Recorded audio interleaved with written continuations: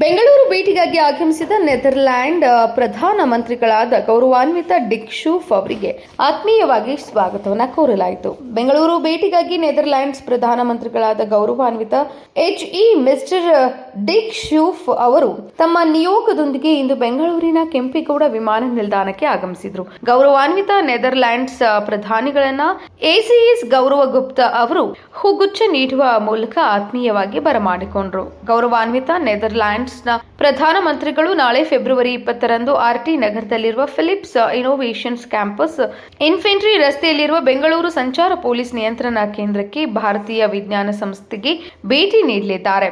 ನಂತರ ಬೆಂಗಳೂರಿನ ಉದ್ಯಮಿಗಳೊಂದಿಗೆ hotel four ಸೀಸನ್ಸ್ನಲ್ಲಿ ಮಧ್ಯಾಹ್ನದ ಭೋಜನ ಸಭೆ ನಡೆಸಿ ಬೆಂಗಳೂರು ಕೆಂಪೇಗೌಡ ವಿಮಾನ ನಿಲ್ದಾಣದಿಂದ ವಿಶೇಷ ವಿಮಾನದ ಮೂಲಕ ಆಮ್ಸ್ಟರ್ಡ್ಯಾಮ್ಗೆ ಪ್ರಯಾಣಿಸಲಿದ್ದಾರೆ. ಈ ಸಂದರ್ಭದಲ್ಲಿ ಬೆಂಗಳೂರು ನಗರ ಪೊಲೀಸ್ ಕಮಿಷನರ್ ಸೀಮಂತ್ ಕುಮಾರ್ ಸಿಂಗ್, ಬೆಂಗಳೂರು ಗ್ರಾಮಾಂತರ ಜಿಲ್ಲಾಧಿಕಾರಿ ಎಬಿ ಬಸವರಾಜು ಉಪಸ್ಥಿತರಿದ್ದರು.